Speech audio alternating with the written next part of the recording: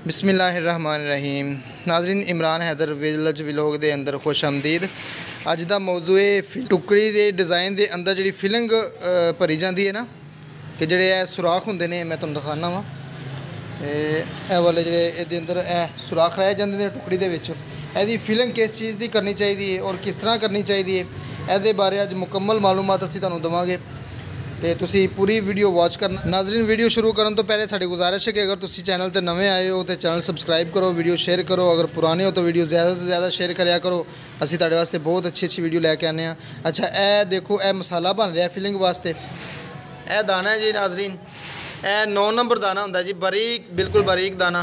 और ए जिहड़ा सफ़ेद है, ए पाउडर है, ए जिहड़ा पत्थर का पाउडर होंदा है वो है, ठीक है। और तीसरी चीज़ ये है चिट्टा सीमेंट, ए वाइट सीमेंट, मैपल लीफ, कोई भी कंपनी का तुसी लै सकते हो, लेकिन यह जोड़ा ना, यह मेरा ख्याल मैपल लीफ यूज़ कर रहे हैं, यह वाला। हाँ जी, यह मैपल लीफ यूज़ कर रहे हैं। तो इनके बनाने का तरीका वे 2 तोड़े पाउडर दे, 2 तोड़े पाउडर दे, 2 दाने दे, 2 तोड़े दाने दे, एक 1 सीमेंट का तोड़ा। यह सीमेंट पै गया जी। यह मसाला मिक्स हो रहा जी। यह तीनों चीज़ों मिक्स कर देंगे। तो फिलिंग के अंदर जो दाना है ना नाज़रीन, तुसी किसी भी कलर का इस्तेमाल कर सकते हो। जिस तरह के कलर आए ने ना, यह वाले ब्लैक हो गया, रेड स्ट्रॉबेरी हो गया, ग्रीन हो गया या वाइट हो गया, लेकिन यह सारा दाना वाइट इस्तेमाल कर रहे हैं। तो इंशाल्लाह बहुत प्यारा लगेगा। जो रगड़ाई हो जाएगी नाज़रीन, असी तो इहदी रगड़ाई दे और फिर डिज़ाइनिंग की मुकम्मल वीडियो एक बना के देंगे। और ये खर्चे के बारे, ये लगवाई के बारे तुहानूं पूरी मालूमात देंगे। अगर तुहानूं मज़ीद ये बारे कोई होर मालूमात चाहिए तो तुसी कमेंट के जरिए साडे नाल राबता कर सकते हो। इंशाल्लाह असीं तुहानूं पूरी दयानतदारी दे नाल मालूमात फराहम करांगे। ये सिर्फ 3 चीज़ां, white cement, white powder, marble powder जिहड़ा हुंदा है वो, ते चिप्स दाना, बारीक चिप्स दाना। यह देखो, इस तरह बस बना देना, नरम जल्दी हो जाता है। लो जी, मसाला तैयार है। तो